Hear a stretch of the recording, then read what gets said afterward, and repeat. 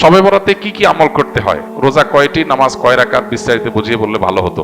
লাইলাতুন নিসফে মিন শাবান, মধ্য শাবানের রাত, এর ফজিলত সাব্যস্ত আছে। আল্লাহ তাআলা এ রাতে মুশরিক হিংসুক ছাড়া বাকি মানুষদেরকে মাফ করে দেন। এবং এ রাতের ফজিলত সংশ্লিষ্ট আরো অনেকগুলো হাদিস আছে যেগুলো জয়ীফ সূত্রে বর্ণিত, কিন্তু এই একটা হাদিস গ্রহণযোগ্য সূত্রে বর্ণিত হওয়ার কারণে অন্য যেগুলো আছে সবগুলোর একসাথ করলে মোটা দাগে লাইলাতুন নিসফে শাবান বা মধ্য শাবানের রাত, এটার নাম আমরা সবে বরাত দেই। আসল নামটা, হাদিস দেওয়ার নাম কোনটা? লাইলাতুন নিসফে শাবান, মধ্য শাবানের রাত। সবে বরাত এটা আসল নাম না।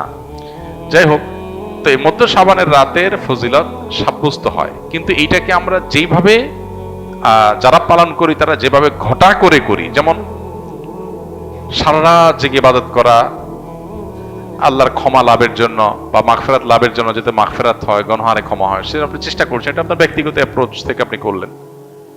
এই রাতের রোজা, এই দিনের রোজা আপনি আইয়াম বীজের রোজার অংশ হিসেবে রাখলেন, শাবান মাসে বিশেষ রোজা রাখতেন রাসূলুল্লাহ সাল্লাল্লাহু আলাইহি ওয়াসাল্লাম, সেই হিসেবে রাখলেন, খুবই প্রশংসনীয়। কিন্তু আলাদা করে শবে বরাতকে কেন্দ্র করে এই দিনের রোজা রাখার বিশেষ কোন নির্দেশনা বিশুদ্ধ হাদিস দ্বারা সাব্যস্ত নয়। এর বাইরে এই রাতকে শবে বরাত ভাগ্যের রাত মনে করা। বরাত মানে ভাগ্য, আর বরাতের আরেকটা অর্থ হলো মুক্তি। মুক্তির অর্থে ঠিক আছে শবে বরাত, আল্লাহ মানুষকে মুক্ত করেন, কিন্তু ভাগ্যের অর্থে ঠিক নাই। সূরা দুখানের শুরুতে আল্লাহ বলেছেন, ফিহা ইউফরাকু কুল্লু আমরিন হাকিম ইন্না আনজালনাহু ফি লাইলাতিন মুবারাকাহ ইন্না কুন্না মুনজিরিন। আল্লাহ বলেছেন, কোরআন আমি একটি বরকতময় রাতে নাজিল করেছি। কোন রাত সেটা?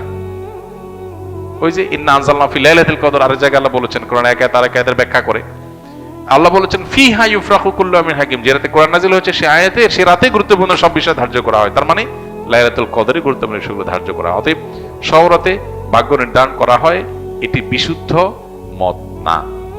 তবে এ রাতের বিশেষ কোন নামাজ, বিশেষ নামাজের সংখ্যা, বিশেষ সূরা, এরকম কোনো কিছু সাব্যস্ত না। এরকম কিছু সাব্যস্ত আছে মনে করলে বরং বিদআত হবে, যে এত রাকাত পড়তে হবে, এই সূরা দিয়ে পড়তে হবে।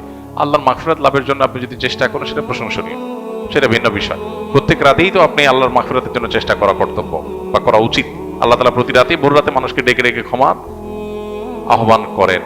এই জন্য শবে বরাতকে ঘিরে রাতের বিশেষ নামাজ, বিশেষ পদ্ধতির নামাজ নাই। তবে এ রাতে ক্ষমার বিষয়টা সুসাব্যস্ত, ক্ষমা লাভের চেষ্টা করা এটা গ্রহণযোগ্য।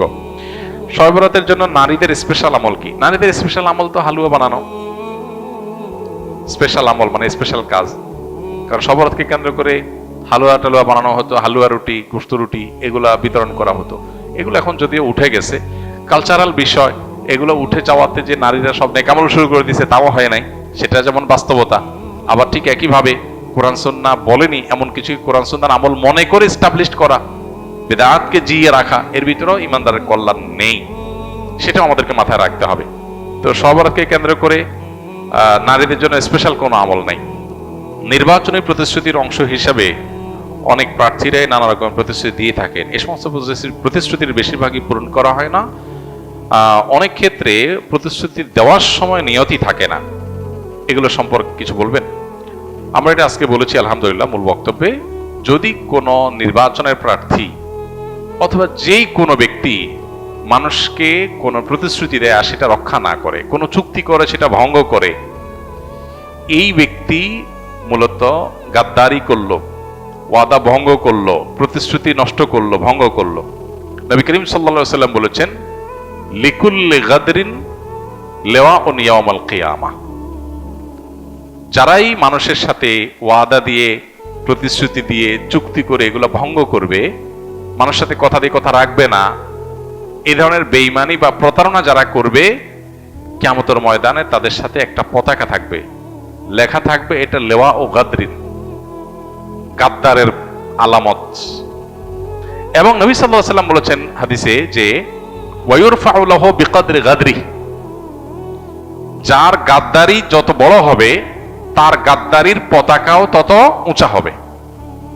তার মানে একজন ব্যক্তিগত পর্যায়ে কারোর সাথে গাদ্দারি করেছেন, ওয়াদা রক্ষা করেন নাই, চুক্তি করে ভঙ্গ করেছেন, বেঈমানি করেছেন, এই লোকটার পতাকার সাইজ যা হবে, একজন জনপ্রতিনিধি হওয়ার জন্য প্রার্থী হয়ে তিনি যদি মিথ্যা ওয়াদা দেন বা জাতীয় লেভেলে যদি মিথ্যা প্রতিশ্রুতি মানুষ করে দেয়, যেটা করবে না সে এটাই বলতেছে, বলে যদি ধোকা দেয় মানুষকে, তাহলে সে তার পতাকার সাইজ হবে যত মানুষকে ধোকা দিয়েছে তার অনুপাত হারে। খুব ভয়ঙ্কর একটা ব্যাপার। এই জন্য ইমানদার আসলে ওয়াদা রক্ষা করতে হবে, ওয়াদা রক্ষাকারী হবে। আল্লাহ তাআলা কোরআনে কারীমে 18 নম্বর পারা সূরা মুমিনুনে বলেছেন, সফল ইমানদার যারা জান্নাতুল ফেরদাউসের অধিকারী হবে তাদের বৈশিষ্ট্য হলো ওয়াল্লাযীনা হুম লিআমানাতিহিম ওয়া আহদিহিম রাউন, যারা তাদের আমানত এবং ওয়াদাকে রিআয়াত করে, রক্ষা করে, মেইনটেইন করে। ইমানদার এক কথার মানুষ, সেটা রক্ষা করে। অতএব মিথ্যা প্রতিশ্রুতি এবং দুই নম্বরই কথা একজন ইমানদার বলতে পারে না, সেটা থেকে আমাদের বেঁচে থাকতে হবে এবং সর্বোচ্চ চেষ্টা করতে হবে। আল্লাহ আমাদের তৌফিক দান করুন। আমি শরিয়া আইনে বিশ্বাসী, কারণ আমরা দেখেছি এই গণতান্ত্রিক রাষ্ট্র আমাদের ভাই শরীফ ওসমান হাদির বিচার করতে পারে নাই। আজকে শরিয়ার শাসন থাকলে আমরা কেসাসের বাস্তবায়ন দেখতে পেতাম। এখন আমার প্রশ্ন হলো, শরিয়ার শাসন ব্যবস্থা করার জন্য আমাদের কি করণীয়? খুবই দুর্ভাগ্যজনক বাস্তবতা যে আমাদের দেশে আসলে ন্যায় বিচার আজও পর্যন্ত প্রতিষ্ঠিত হয়নি। সন্দেহাতীতভাবে শরিয়াই হলো এই পৃথিবীর একমাত্র সমাধান। শরিয়া ছাড়া আর যত সমাধান আছে সেই সমাধানগুলো একটা সাইডকে হয়তো সমাধান করবে, অন্য আরেক সাইডের বহু সাইড এফেক্ট তৈরি করবে। এটাই হলো বাস্তবতা। গোটা বিশ্ব জুড়ে তাকালে আমরা দেখতে পাই মানুষ একটার পর একটা সিস্টেম চেঞ্জ করবে, শান্তির দেখা ততক্ষণ পর্যন্ত পাবে না যতক্ষণ পর্যন্ত আল্লাহর দেওয়া সিস্টেমে সে না আসবে। সো শরিয়া দ্বারায় শাসিত হওয়ার তামান্না, আকাঙ্ক্ষা প্রত্যেক ইমানদারের মধ্যে থাকতে হবে যে আমি আল্লাহর গোলাম, শুধু নামাজের ক্ষেত্রে আল্লাহর কথা মানতে চাই না, আমার পুরো জীবনের সব ক্ষেত্রে আল্লাহর কথা মানতে চাই। এই মানসিকতাটা প্রত্যেক ইমানদারের মধ্যে থাকতে হবে। আমি মানতে পারছি না, আমার বিদ্যমান বাস্তবতা, আমি আমার দুর্বলতার কথা স্বীকার করছি এবং ইস্তেগফার করছি আল্লাহর কাছে। সেই সাথে আমার নিয়ত আছে, ইচ্ছা আছে, স্বপ্ন আছে। এই চেষ্টা করতে হবে যে আমি ভালো চাই, শরিয়া চাই সব ক্ষেত্রে। এই চাওয়াটুকু অন্তত ইমানদারের মধ্যে থাকা উচিত। কিন্তু আমাদের এই গণতান্ত্রিক এই বন্দোবস্ত এবং এই সমাজ বিদ্যমান বাস্তবতা, এটা আমাদের উপরে এমন ভাবে ঝেঁকে বসেছে যে আমরা এই চ্যাপ্টারটাই ভুলে গেছি যে এখানে আল্লাহর বিধিবিধান মানার ইস্যু আছে। আমরা অনেকে মনে করি এই যুগে বোধহয় অচল। এটা একটা বড় পরীক্ষা আমাদের জন্য, অ্যাসিড টেস্ট। এই আমলে নামাজ পড়া, রোজা রাখা যত সহজ, এই জিনিসটা এত সহজ না। এই ঈমানটাকে খুব ভালো করে আমাদের মধ্যে এস্টাবলিশ করতে হবে। সেই সাথে মানুষকে সচেতন করা প্রত্যেকটা জায়গাতে। আল্লাহর দ্বীনই যে আমাদের জন্য কমপ্লিট কোড অফ লাইফ, এর বাইরে আর কিছু যে সমাধান হতে পারে না, এটাই যে চূড়ান্ত সমাধানের পথ, সেটা মানুষকে যেমন বোঝানো দরকার। সেই বিউটি সৌন্দর্যগুলো মানুষের মধ্যে এস্টাবলিশ করা দরকার, নিজের মধ্যে এস্টাবলিশ করা দরকার। আমরা অনেকে নিজে শরীয়ত চাই কিন্তু নিজের মধ্যে শরীয়ত নাই, বা আমি শরীয়তের চর্চা নিজে ঠিক মতো করি না। এই জায়গাগুলোকে আমাদের রিকভার করা দরকার। আল্লাহ তাআলা আমাদেরকে আমাদের সে কাঙ্ক্ষিত স্বপ্নে আল্লাহর শরিয়া দ্বারা শাসন হওয়ার তৌফিক, আল্লাহ তাআলা শাসিত হওয়ার তৌফিক আল্লাহ তাআলা আমাদেরকে দান করুন। ইনসাফ দ্বারা আল্লাহ তাআলা পুরো দুনিয়াকে পরিপূর্ণ করে দিন।